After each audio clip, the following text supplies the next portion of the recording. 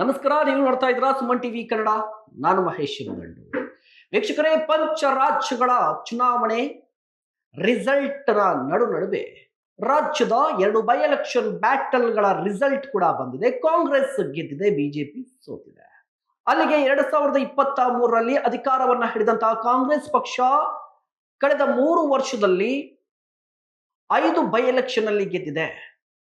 ಆರಂಭದಲ್ಲಿ ಚನ್ನಪಟ್ಟಣ, ಶಿಗ್ಗಾಂವ್, ಸಂಡೂರ್, ಈಗ ದಾವಣಗೆರೆ, ಬಾಗಲಕೋಟೆ ಗೆಲುವು. ಬಾಗಲಕೋಟೆಯಲ್ಲಿ ಗೆಲುವು ಕಾಂಗ್ರೆಸ್ಗೆ ದಕ್ಕುತ್ತೆ ಅನ್ನುವಂತ ಮಾತಿತ್ತೆ ಇತ್ತು.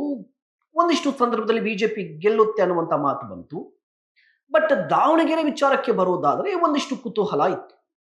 ದಾವಣಗೆರೆಯಲ್ಲಿ ಕಾಂಗ್ರೆಸ್ ಸೋಲುತ್ತೆ, BJP for the first time ಗೆಲ್ಲುತ್ತೆ ಅನ್ನುವಂತ ಮಾತಿತ್ತು. ಇದಕ್ಕೆ ರೀಸನ್ಸ್ ತುಂಬಾ ಇದೆ, ಅದನ್ನು ಮುಂದೆ ಹೇಳ್ತಾ ಹೋಗ್ತೀನಿ. ಬಟ್ ಗೆದ್ದಿದೆ ಕಾಂಗ್ರೆಸ್. ಹಾಗಾದ್ರೆ ಕಾಂಗ್ರೆಸ್ನ ಪ್ಲಸ್ ಏನಾಗಿತ್ತು, ಬಿಜೆಪಿ ಎಡವಿದ್ದಲ್ಲಿ ಮಾತನಾಡ್ತಾ ಹೋಗೋಣ. ಅದಕ್ಕೂ ಮುನ್ನ ನೀವು ಇನ್ನೂ ನಮ್ಮ ಚಾನಲ್ ಅನ್ನ ಸಬ್ಸ್ಕ್ರೈಬ್ ಮಾಡಿಲ್ಲ ಅಂದ್ರೆ ದಯವಿಟ್ಟು ಈ ಕೂಡಲೇ ಸಬ್ಸ್ಕ್ರೈಬ್ ಮಾಡಿ. ಸುಮನ್ ಟಿವಿ ಕನ್ನಡದಲ್ಲಿ ಜಾಹೀರಾತು ನೀಡಲು ಸಂಪರ್ಕಿಸಿ 9686376663. ಸ್ನೇಹಿತರೆ, 2023ರ ನಂತರ ಕಾಂಗ್ರೆಸ್ ಪಕ್ಷ ಅಧಿಕಾರಕ್ಕೆ ಬಂತು. ಅಧಿಕಾರಕ್ಕೆ ಬಂದ ನಂತರ ಇಲ್ಲಿಯವರೆಗೂ 5 ಬೈ ಎಲೆಕ್ಷನ್ಸ್ ಆಗಿದೆ. ಈ 5 ಬೈ ಎಲೆಕ್ಷನ್ಸ್ ಅಲ್ಲಿ ಕಾಂಗ್ರೆಸ್ ಗೆದ್ದಿದೆ. ಚನ್ನಪಟ್ಟಣ ಕಾಂಗ್ರೆಸ್ ಗೆಲುವು, ಶಿಗ್ಗಾಂವ್ ಕಾಂಗ್ರೆಸ್ ಗೆಲುವು. ಯಾಸಿರ್ ಖಾನ್ ಪಠಾಣ್ ಶಿಗ್ಗಾಂವ್ನ ಗೆಲುವಿಗೂ ಬಾಗಲಕೋಟೆ ಗೆಲುವಿಗೂ ಒಂದು ಸಾಮ್ಯತೆ ಇದೆ, ಅದು ಮುಂದೆ ಮಾತನಾಡ್ತೀನಿ ನಾನು. ಇನ್ನು ಸಂಡೂರಲ್ಲಿ ಗೆದ್ದಾಯ್ತು. ಈಗ ತಾಜಾ ದಾವಣಗೆರೆ, ಬಾಗಲಕೋಟೆ ಎಲೆಕ್ಷನ್ ಕಾಂಗ್ರೆಸ್ ಗೆಲುವಾಗಿದೆ. ನೋಡಿ, ಬಾಗಲಕೋಟೆಯಲ್ಲಿ ಚರಂತಿ ಮಠ್ ಅವರ ಸೋಲಾಗಿದೆ. ಲಾಸ್ಟ್ ಟೈಮ್ ಕೂಡ ಸೋತಿದ್ರು. ಬರೋಬ್ಬರಿ 22,332 ವೋಟ್ಗಳ ಅಂತರದಲ್ಲಿ ಕಾಂಗ್ರೆಸ್ ಗೆದ್ದಿದೆ. ಚರಂತಿ ಮಟ್ಟಿಗೆ ಸೋಲಾಗಿದೆ ಬಿಜೆಪಿಯ ಅಭ್ಯರ್ಥಿ. ಉಮೇಶ್ ಮೇಟಿ ಅವರು ಗೆಲುವನ್ನ ಸಾಧಿಸಿದ್ದಾರೆ. ಅವರ ತಂದೆಯವರ ಲೀಡ್ ಏನಿತ್ತಲ್ವಾ, ಅದಕ್ಕಿಂತ ಜಾಸ್ತಿ ಲೀಡ್ ಅನ್ನ ಪಡೆದುಕೊಂಡಿದ್ದಾರೆ. ಹಾಗಾದ್ರೆ ಈ ಗೆಲುವಿಗೆ ರೀಸನ್ಸ್ ಏನು ರೀಸನ್ಸ್? ಕಾಂಗ್ರೆಸ್ಗೆ ಏನು ಒಳ್ಳೇದಾಯ್ತು, ಹೇಗೆ ಪ್ರಚಾರವನ್ನ ಮಾಡಿತ್ತು, ಹೇಗೆ ತಂತ್ರಗಾರಿಕೆ ಇತ್ತು ಅಂತ. ಬಾಗಲಕೋಟೆ ಬಗ್ಗೆ ಯಾಕೆ ಮಾತಾಡ್ತಿದ್ದೀನಿ ಅಂತ ಹೇಳಿದ್ರೆ, ಬಾಗಲಕೋಟೆಯ ಗೆಲುವು ಸಿದ್ದರಾಮಯ್ಯನವರಿಗೆ ಪ್ರತಿಷ್ಠೆಯ ಪ್ರಶ್ನೆ ಆಗಿತ್ತು. ಸಿದ್ದರಾಮಯ್ಯನವರು ಅವರ ಅಪ್ಪ ಮೇಟಿ ಅವರು ನಿಧನರಾದ ನಂತರ ಟಿಕೆಟ್ ವಿಚಾರಕ್ಕೆ ಸಂಬಂಧಪಟ್ಟಂತೆ ಅವರೇ ಮುಂಚೂಣಿಯಲ್ಲಿ ಇದ್ದು ಉಮೇಶ್ ಮೇಟಿ ಅವರಿಗೆ ಟಿಕೆಟ್ ಅನ್ನ ಕೊಟ್ಟಿದ್ದು. ಅದಾದ ನಂತರ 1 ವಾರ ಸಿದ್ದರಾಮಯ್ಯನವರು ಪ್ರಚಾರ ಮಾಡಿದ್ರು. ಅದಕ್ಕಿಂತ ಇಂಪಾರ್ಟೆಂಟ್ ಏನು ಅಂತ ಹೇಳಿದ್ರೆ, ಯತೀಂದ್ರ ಸಿದ್ದರಾಮಯ್ಯನವರು ಹೋಗಿ 15 ದಿನ 20 ದಿನ ಬಾಗಲಕೋಟೆಯಲ್ಲಿ ಕೂತ್ಕೊಂಡಿದ್ರು. ಯತೀಂದ್ರ ಸಿದ್ದರಾಮಯ್ಯನವರು 1 ವಾರ. ಇಡೀ ಅಹಿಂದ ಸಮುದಾಯದ ಶಾಸಕರು, ಸಚಿವರು ಬಾಗಲಕೋಟೆಯಲ್ಲಿ ಠಿಕಾಣಿ ಹೂಡಿದ್ರು. ಸತೀಶ್ ಜಾರಕಿಹೊಳಿ ಉಸ್ತುವಾರಿ. ಸಿದ್ದರಾಮಯ್ಯ ಬಣದ ಕಾರಣಕ್ಕಾಗಿ ಅಥವಾ ಸಿದ್ದರಾಮಯ್ಯನವರ ಕಾರಣಕ್ಕಾಗಿ ಅಥವಾ ಸಿಎಂ ಕುರ್ಚಿಯ ಕಾಳಗದ ಕಾರಣಕ್ಕಾಗಿ ಬಾಗಲಕೋಟೆಯ ಎಲೆಕ್ಷನ್ ಮತ್ತು ಬಾಗಲಕೋಟೆಯಲ್ಲಿ ಕಾಂಗ್ರೆಸ್ನ ಗೆಲುವು ತುಂಬಾ ಇಂಪಾರ್ಟೆಂಟ್ ಆಗಿತ್ತು.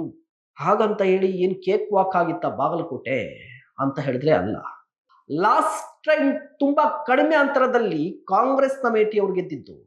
ಚರಂತಿ ಮಠ್ ಅವರು ಸೋಲ್ಸೇ ಬಿಡ್ತಾರೆ ಅನ್ನೋ ರೀತಿಯಲ್ಲಿ ಇತ್ತು. ಮತ್ತೆ ಬಾಗಲಕೋಟೆಯಲ್ಲಿ ಏನಾಗ್ತಿತ್ತು, ಒಂದ್ಸರಿ ಚರಂತಿ ಮಠ್ ಅವರು, ಮತ್ತೊಮ್ಮೆ ಮೇಟಿ ಅವರು ಹೀಗೆ ಗೆಲ್ತಾ ಇದ್ರು. ಮತ್ತೆ ಅಂತರ ಕೂಡ ತುಂಬಾ ಕಡಿಮೆ ಇರ್ತಾ ಇತ್ತು. ಸೊ ಈ ಬಾರಿ ಚರಂತಿ ಮಠ್ ಅವರಿಗೆ ಎಡ್ಜಿದೆ, ಅವರು ಗೆಲುವನ್ನ ಸಾಧಿಸ್ತಾರೆ ಅನ್ನುವಂತ ರೀತಿಯಲ್ಲಿ ಪರಿಸ್ಥಿತಿ ಇತ್ತು. ಯತ್ನಾಳ್ ಅವರು ಬಂದು ಪ್ರಚಾರ ಮಾಡಿದ್ದು, ಮತ್ತೆ ಈ ನಗರ ಭಾಗದಲ್ಲಿ, ಬಾಗಲಕೋಟೆಯ ನಗರ ಭಾಗದಲ್ಲಿ ಬಿಜೆಪಿಗೆ ತುಂಬಾ ದೊಡ್ಡ ಹೋಲ್ಡ್ ಇದೆ. ಸೊ ಈ ಬಾರಿ ಗೆದ್ದೇ ಗೆಲ್ಲುತ್ತೆ ಬಿಜೆಪಿ ಅನ್ನೋ ರೀತಿಯ ಪರಿಸ್ಥಿತಿ ಇತ್ತು. ಅದರ ಜೊತೆಗೆ ಮೇಟಿ ಫ್ಯಾಮಿಲಿಯಲ್ಲಿ ಟಿಕೆಟ್ ವಿಚಾರಕ್ಕೆ ಸಂಬಂಧಪಟ್ಟಂತೆ ಒಂದಿಷ್ಟು ಗೊಂದಲಗಳಿತ್ತು, ಮುಚ್ಚಿನ ಗುದ್ದಾಟವೂ ಕೂಡ ಇತ್ತು. ಸೊ ಈ ಎಲ್ಲಾ ಕಾರಣಕ್ಕಾಗಿ ಬಾಗಲಕೋಟೆ ಕಾಂಗ್ರೆಸ್ಗೆ ಕಬ್ಬಿಣದ ಕಡಲೆ ಆಗಿತ್ತು. ಬಟ್ ಈ ಕಬ್ಬಿಣದ ಕಡಲೆಯನ್ನ ಹೊಡೆದಿದ್ಯಾರು ಅಂತ ಹೇಳಿದ್ರೆ, ಸೈಲೆಂಟ್ ಮ್ಯಾನ್ ಸತೀಶ್ ಜಾರಕಿಹೊಳಿ. ಈ ಮೈಕ್ರೋ ಲೆವೆಲ್ ಅಲ್ಲಿ, ಈ ಮೈಕ್ರೋ ಮ್ಯಾನೇಜ್ಮೆಂಟ್ ಅಂತ ಹೇಳ್ತಾರೆ, ಅಂದ್ರೆ ಸಣ್ಣ ಸಣ್ಣ ಸಭೆ ಮಾಡೋದು, ಯಾರು ಮುನಿಸ್ಕೊಂಡಿರ್ತಾರೆ ಪರ್ಟಿಕ್ಯುಲರ್ ಆಗಿ ಅವ್ರ ಹತ್ರನೇ ಹೋಗಿ ಮಾತನಾಡೋದು, ಎಲ್ಲರನ್ನ ವಿಶ್ವಾಸಕ್ಕೆ ತೆಗೆದುಕೊಳ್ಳೋದು. ಅಂದ್ರೆ ದೊಡ್ಡ ದೊಡ್ಡ ಬಹಿರಂಗ ಸಭೆಗಳನ್ನ ಮಾಡೋದಿಲ್ಲ, ದೊಡ್ಡ ಪ್ರಚಾರ ಅಬ್ಬರ ಏನೂ ಇರೋದಿಲ್ಲ. ಮೈಕ್ರೋ ಲೆವೆಲ್ ಅಲ್ಲಿ, ಬೂತ್ ಹಂತದಲ್ಲಿ ಹೋಗಿ ಪಕ್ಷ ಸಂಘಟನೆ ಮಾಡುವಂಥದ್ದು. ಈ ರೀತಿಯಾಗಿ ಸತೀಶ್ ಜಾರಕಿಹೊಳಿ ಅವರು ಬಾಗಲಕೋಟೆಯಲ್ಲಿ ಕೆಲಸ ಮಾಡಿದ್ದಾರೆ. ಇದಕ್ಕೂ ಮೊದಲು ಶಿಗ್ಗಾಂವಲ್ಲಿ ಕೆಲಸ ಮಾಡಿದ್ರು ಸತೀಶ್ ಜಾರಕಿಹೊಳಿ ಅವರು. ಶಿಗ್ಗಾಂವಲ್ಲಿ ಬಸವರಾಜ ಬೊಮ್ಮಾಯಿ ಅವರ ಪುತ್ರ ಸ್ಪರ್ಧೆ ಮಾಡಿದ್ರು. ಬಿಜೆಪಿಯ ಗಟ್ಟಿ ಕೋಟೆ.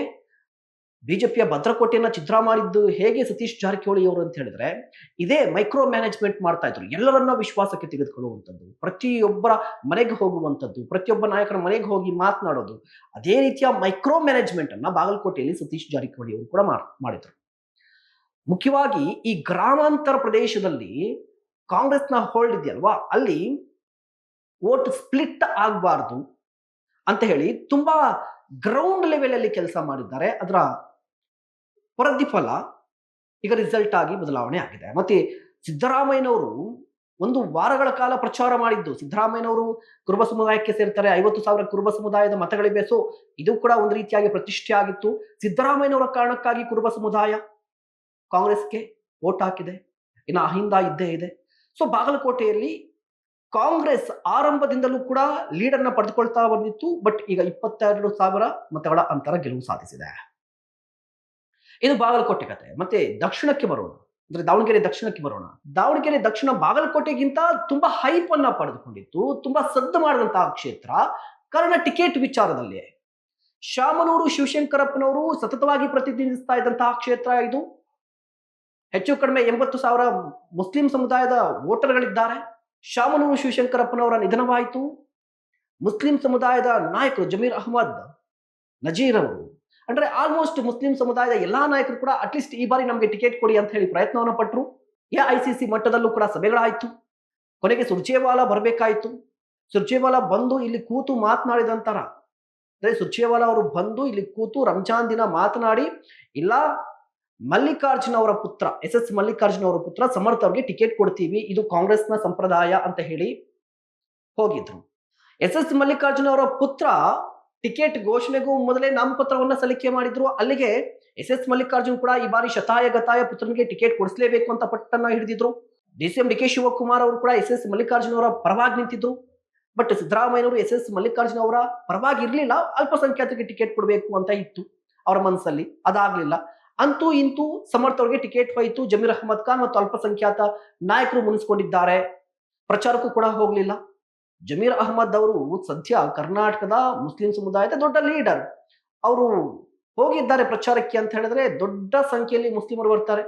ಅವರು ವೋಟ್ ಅನ್ನ ಕನ್ವರ್ಟ್ ಮಾಡ್ತಾರೆ, ಅಂದ್ರೆ ಈ ಸ್ಪ್ಲಿಟ್ ಆಗುವುದನ್ನ ತಡೀತಾರೆ. ಕಂಪ್ಲೀಟ್ ಆಗಿ ಕಾಂಗ್ರೆಸ್ಗೆ ಬರುವ ರೀತಿಯಲ್ಲಿ ಮಾಡುವಂತಹ ಚಾಲಾಕಿತನ ಅವರಿಗಿದೆ. ಸೊ ಜಮೀರ್ ಅಹಮದ್ ಖಾನ್ ಅವರು ದಾವಣಗೆರೆಗೆ ಬಂದ್ರು, ಪ್ರಚಾರ ಮಾಡಲಿಲ್ಲ. ಜೊತೆಗೆ STPI ಅಭ್ಯರ್ಥಿಗೆ ಫಂಡಿಂಗ್ ಮಾಡಿದ್ದಾರೆ ಜಮೀರ್ ಅಹಮದ್ ಖಾನ್ ಅನ್ನುವಂತ ಆರೋಪ ಬಂತು. ಸಲೀಂ ಅಹಮದ್, ರಿಜ್ವಾನ್ ಅರ್ಷದ್ ಅವರು ಎಲೆಕ್ಷನ್ ನಂತರ ಬಂದು ಏಕಾಏಕಿಯಾಗಿ ಸುದ್ದಿಗೋಷ್ಠಿ ನಡೆಸ್ತಾರೆ. ನಮ್ಮ ಸಮುದಾಯದ ನಾಯಕರೇ ನಮ್ಮ ಪಕ್ಷ ವಿರೋಧಿ ಚಟುವಟಿಕೆಯನ್ನ ಮಾಡಿಬಿಟ್ಟಿದ್ದಾರೆ ಅಂತ ಹೇಳ್ತಾರೆ. ಜಬ್ಬಾರ್ ಅವರು ರಾಜೀನಾಮೆ ಕೊಟ್ಬಿಡ್ತಾರೆ.